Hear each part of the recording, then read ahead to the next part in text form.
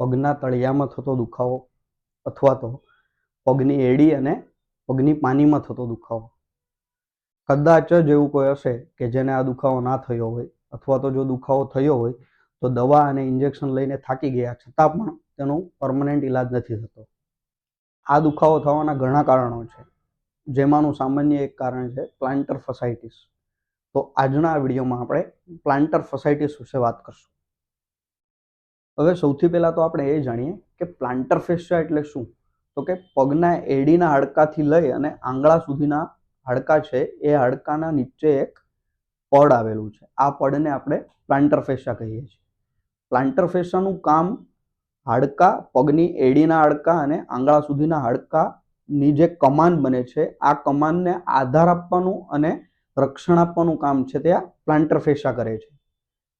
હવે પગ ઉપર આવતું વારંવાર દબાણ અથવા તો ખેંચાણના હિસાબે આ જે પડ છે તે નુકસાન પામે છે અને એના હિસાબે તે સોજો આવે છે અને દુખાવો કરે છે, જે કન્ડિશનને આપણે પ્લાન્ટર ફસાઇટિસ કહીએ છીએ.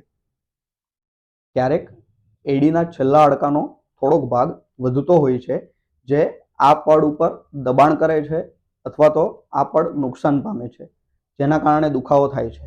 આ ઉપરાંત પિંડીનું જે સ્નાયુ છે જેને આપણે કાફ મસલ કહીએ છીએ, અમુક કેસમાં કાફ મસલ ખૂબ જ જકડાઈ ગયેલું હોય છે, જેના હિસાબે આ પડ ઉપર ખેંચાણ થાય છે અથવા તો સોજો આવે છે, જેના કારણે પણ પ્લાન્ટર ફસાઇટિસનો દુખાવો થાય છે. આ સિવાય ગાદી વગરના બૂટ ચપ્પલ પહેરનારા લોકોમાં, કડક સપાટી ઉપર વધુ લાંબો સમય સુધી ઊભા રહેતા હોય તેવા લોકોમાં, વધુ વજન હોવાના કારણે, લાંબા સમય સુધી દોડનારા લોકોમાં અને 40થી લઈ અને 60 વર્ષની મહિલાઓમાં આ દુખાવાનું પ્રમાણ વધુ જોવા મળે છે. વિડીયોની લાસ્ટમાં આપણે પ્લાન્ટર ફસાઇટિસને અટકાવવા માટેના ઉપાયો વિશે વાત કરશું. જો લક્ષણો જોવા જઈએ તો વહેલી સવારે ઉઠ્યા પછી તરત અથવા તો લાંબા સમયના આરામ બાદ ચાલવાના શરૂઆતના ડગલાઓમાં ખૂબ જ અસહ્ય દુખાવો થાય છે અને ધીરે ધીરે આ દુખાવો ઓછો થતો જાય છે. આ ઉપરાંત એડી અને પગના તળિયાના ભાગ પર અંગૂઠા વડે દબાવવાથી ખૂબ જ અસહ્ય દુખાવો થાય છે. વાત કરીએ કે ફિઝિયોથેરાપી સેન્ટર અથવા ફિઝિયોથેરાપી ક્લિનિકમાં પ્લાન્ટર ફસાઇટિસ માટે શું સારવાર કરી શકીએ. કે ultrasound therapy, laser therapy, IFT therapy, massage therapy, muscle release technique, dry needling therapy, taping therapy અને આવી ઘણી અન્ય ટેકનિકો અને એક્સરસાઇઝ દ્વારા પ્લાન્ટર ફસાઇટિસમાં દવા અને ઇન્જેક્શન કરતાં વધુ ઝડપી અને સારા પરિણામ મળે છે. હવે સારવારની વાત કરીએ તો પગની એડી અને પગના તળિયાના ભાગે બરફનો શેક કરવો, સાયકલિંગ કરવી, સ્વિમિંગ કરવી, આવી એક્ટિવિટી જે તમે ઘરે કરી શકો છો. આ ઉપરાંત ઘરે કરી શકાય તેવી કસરતો જે આપણે ડૉક્ટર મિતાલી અને ડૉક્ટર નંદની બતાવશે. સૌથી પહેલી એક્સરસાઇઝમાં સીડી પાસે ઊભા રહી અને નીચેના પગથિયે પગનો અંગૂઠો અને આંગળી પગથિયાના ટેકી રહે એ રીતે રાખી અને પગની એડીને જમીનમાં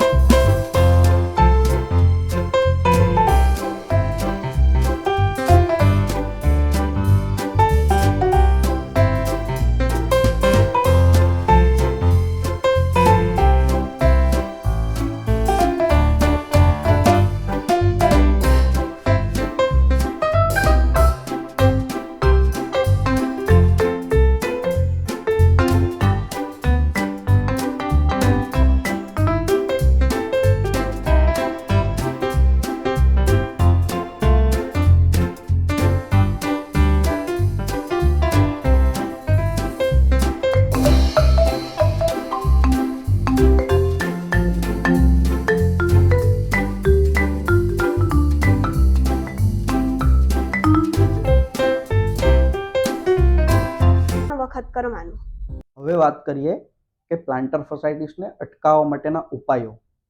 જો સૌપ્રથમ કડક સપાટી ઉપર લાંબા સમય સુધી ખુલ્લા પગે ચાલવું નહીં.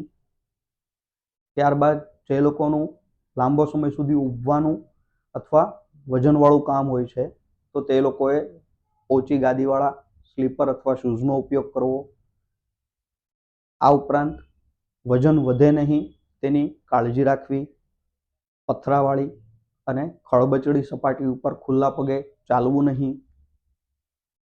આવા જ વિવિધ પ્રકારના વિડીયો અને ફિઝિયોથેરાપી રિલેટેડ નોલેજ માટે તમે અમારી સાથે જોડાયેલા રહો. Thank you.